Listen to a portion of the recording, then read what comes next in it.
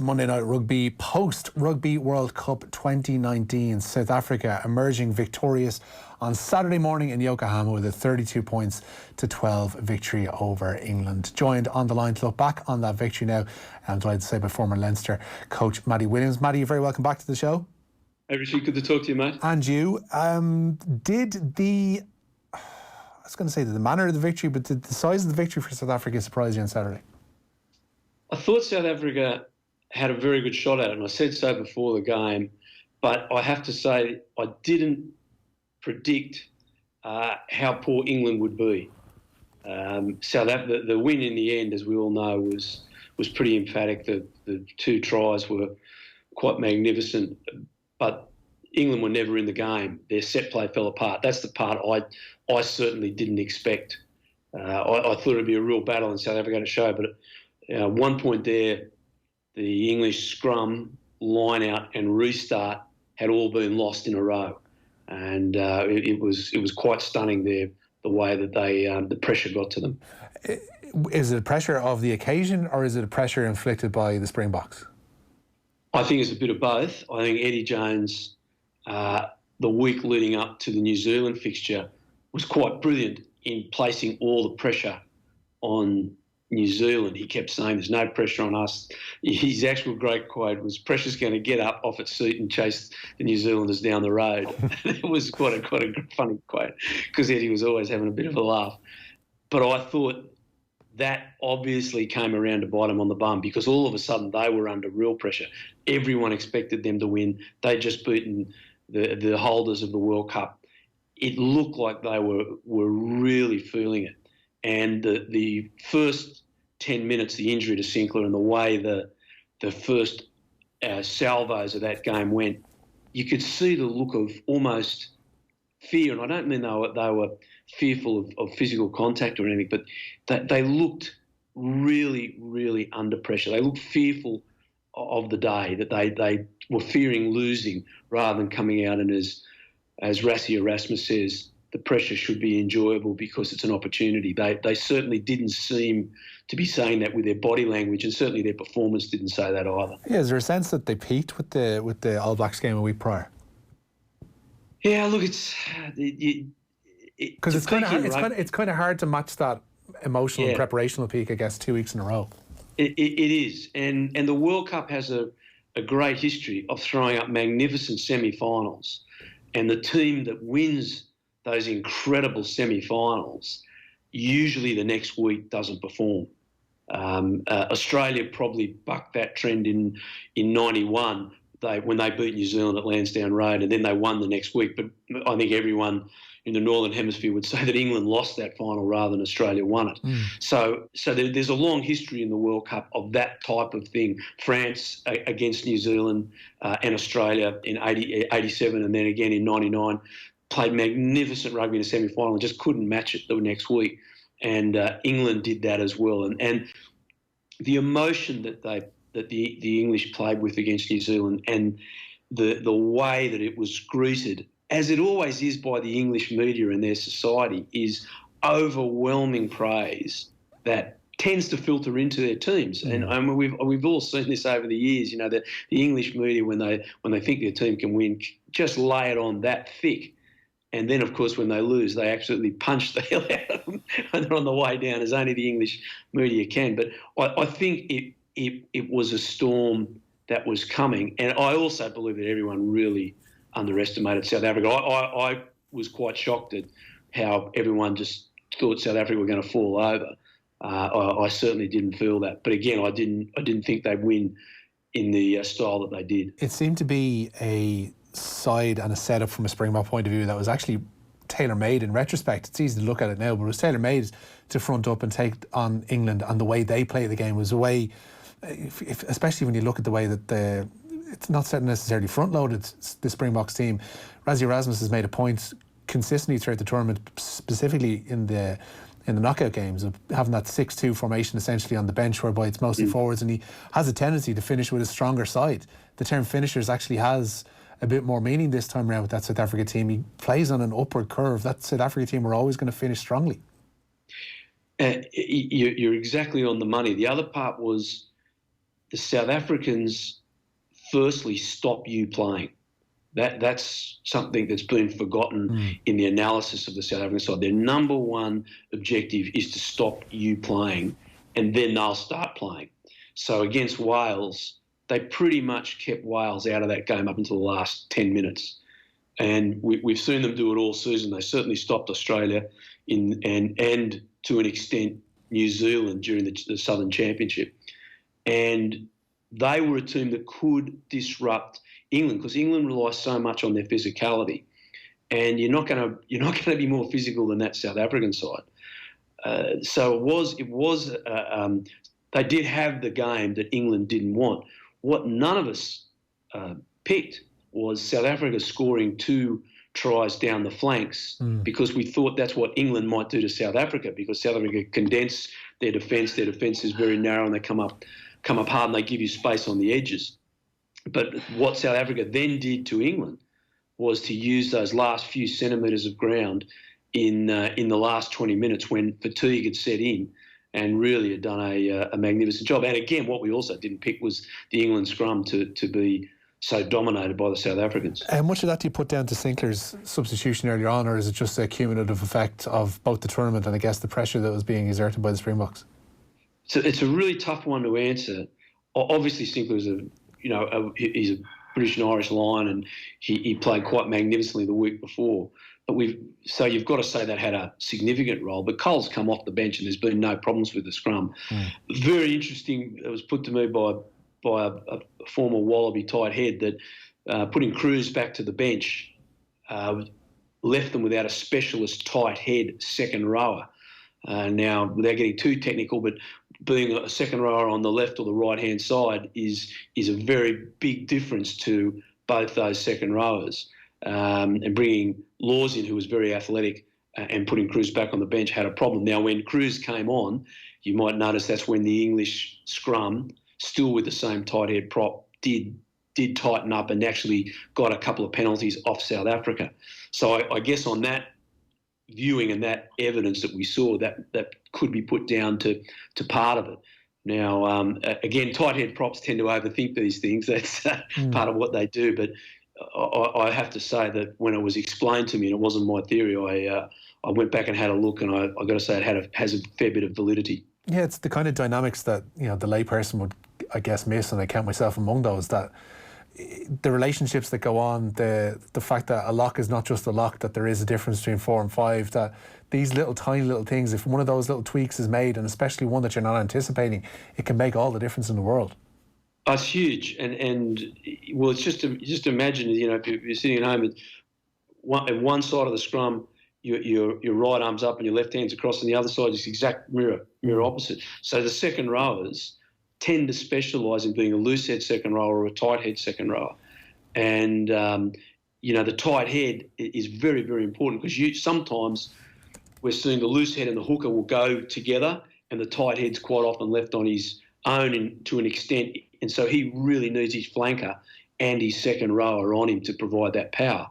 Now, in those early scrums where we saw Cole get into a lot of trouble, then when Cruz came on, Cole went straight up, went up on that side. Now, Vunipola had come off, there's a new loose head on and all that. There was a few other dynamics in there. But again, it's a theory that is probably holds a bit of water. Yeah, absolutely. On the element of the South African victory, just as a whole, we're going to get the view of Kobus Wiese in a little bit. He's going to come on the line and join us. But what this says about the journey that South African rugby has come on under Rassie Erasmus over the course of the last 2 years especially is huge. They were a side that were beaten out the gate by the All Blacks. They were kind of almost embarrassed and looked a real shadow of themselves the last time they visited Dublin.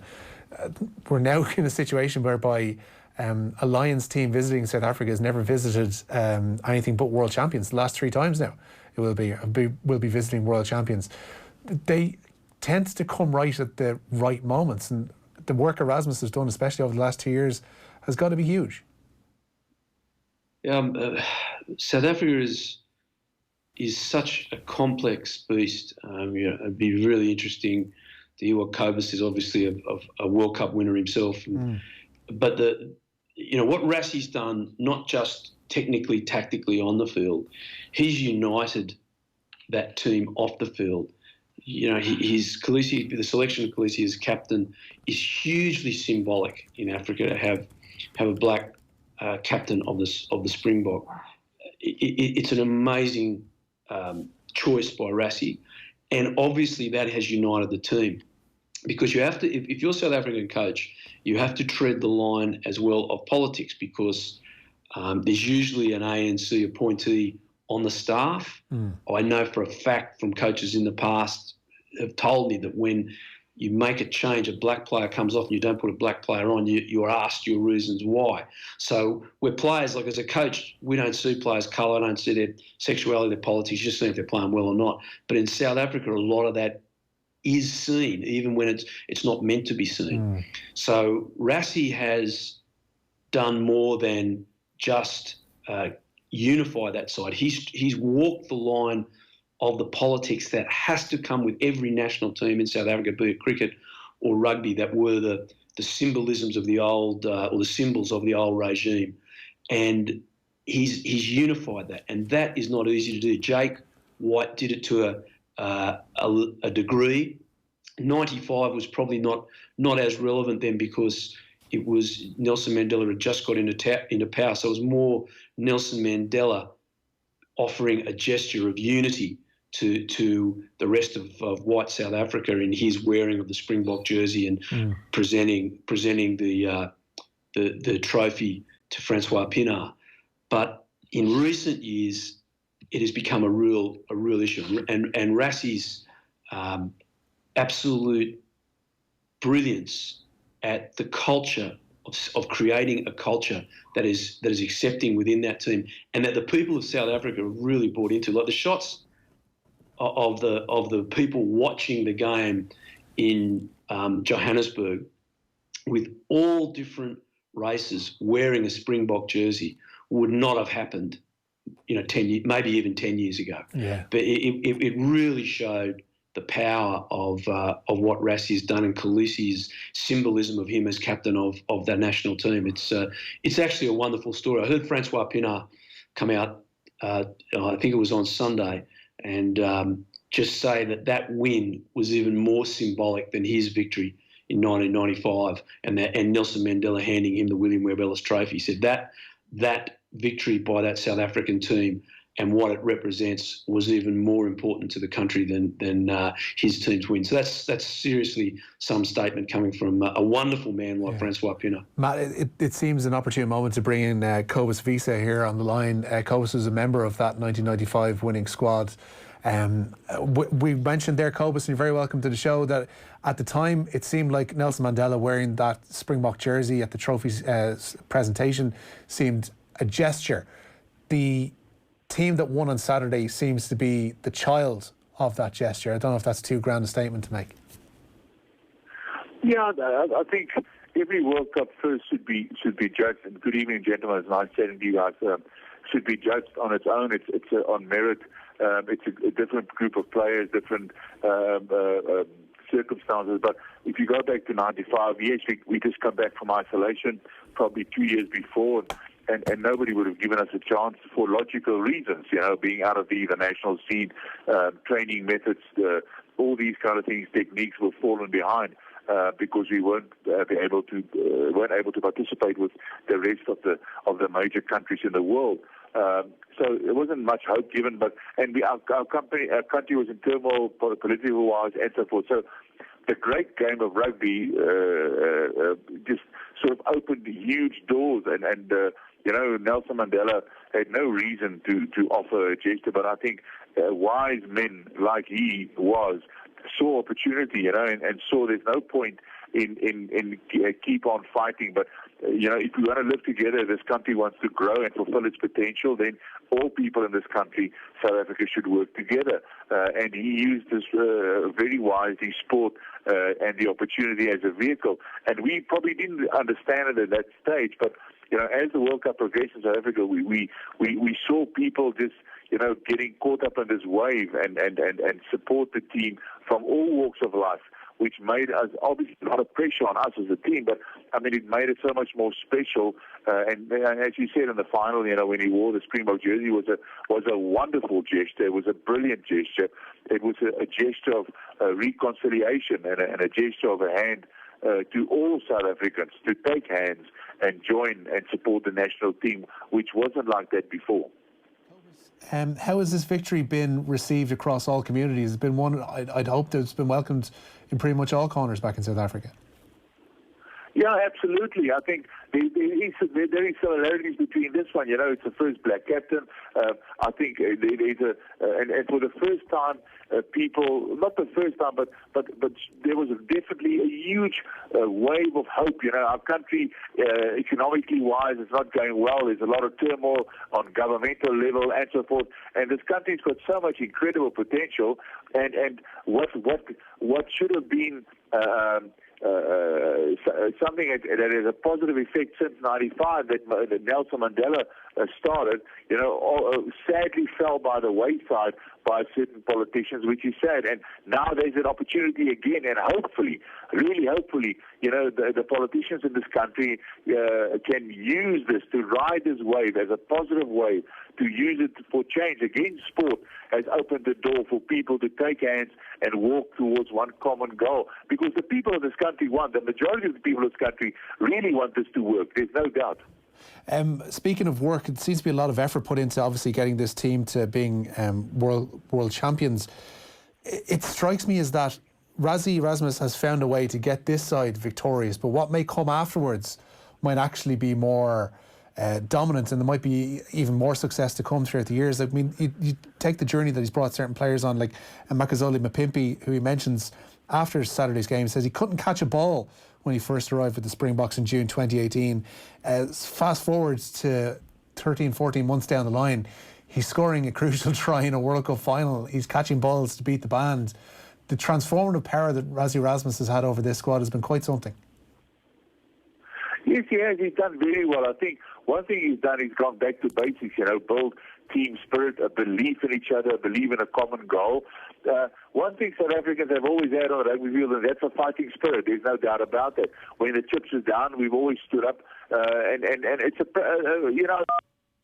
it's a proud nation when it comes to the great game of rugby, like the Irish and like New Zealand and Australia and England and so forth. So we take it serious as you guys, and it's a very important game to us because it has shown in the past that it unites people. But again, opportunity was given to young players coming through, young talented players. They use that opportunity, like a Mapimpi, for instance, like a Bongi and Manambi, like a Malcolm Marks, and so I can carry on. A Cheslin Colby, all these guys have used the opportunities in the great game of rugby to the benefit of the team, and hopefully this can carry on because the sort of foundation has been laid, and Rassie is not the coach anymore after this, but he's staying on as director of rugby, and hopefully this thing will carry on because we have talent in abundance. There's so much young talent running around. They're just waiting to be explored. Matty, I'll bring you back in here because, as I mentioned there, this World Cup victory almost seems like it could be the springboard to further successes down the line if this is managed right. Well, it's a very young Springbok side too. I think there was something that was pointed out to me yesterday when I started going through the ages of the guys. It's there's certainly almost the entire team will be there for the Lions and even for the next World Cup.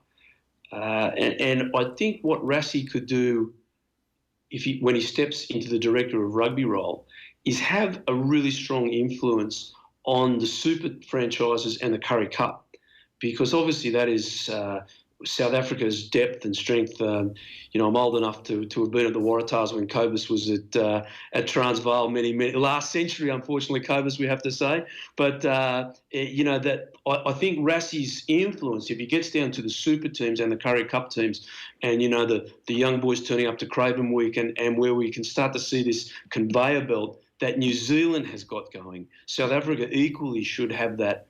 Because their structures are so good and the game is so entrenched in the culture of the people. And I think that's an area that Rassie will also have a strong influence on. But he also says he's not going away from the national team. He's going to have a coach, but he's going to be not behind a desk, to quote him. So, I think it's a really positive thing for South Africa, the win, but also the fact that Rassie isn't just going to coach. I think that could be a major positive in South Africa's hand.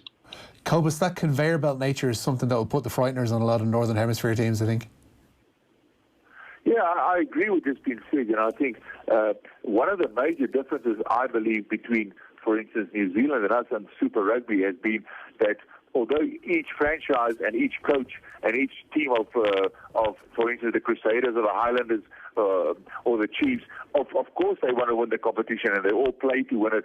But there's one common goal, one silver lining, and runs through eventually and ultimately it's about the All Blacks. So they all get aligned, as we just heard, and I agree 100%. And that, in my opinion, is the success ratio. And I think hopefully Rassie will try and get that right, and Saru will try and get that right, because we have the conveyor belt, as you said. We've got plenty of talent.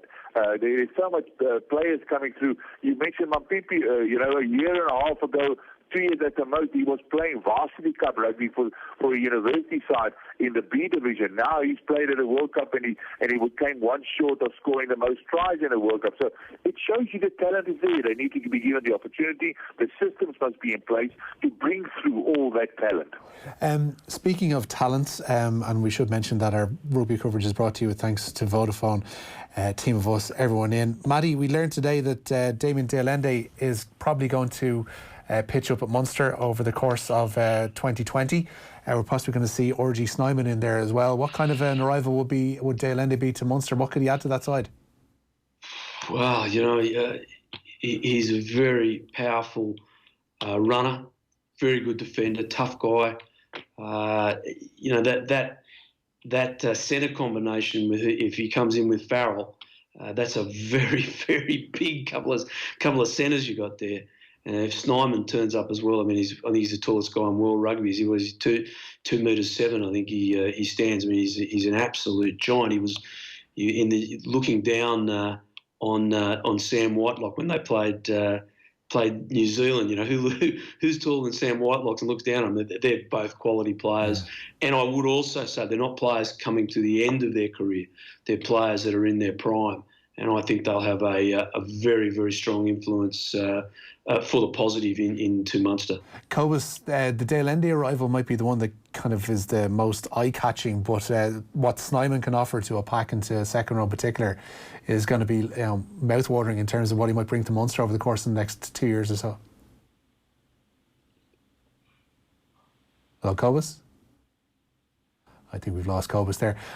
But yeah, as you mentioned, Snyman, and we had a picture of him there, Maddie. Scary looking character and an imposing looking character. And as you mentioned, somebody who can cause a lot of hassle at the breakdown.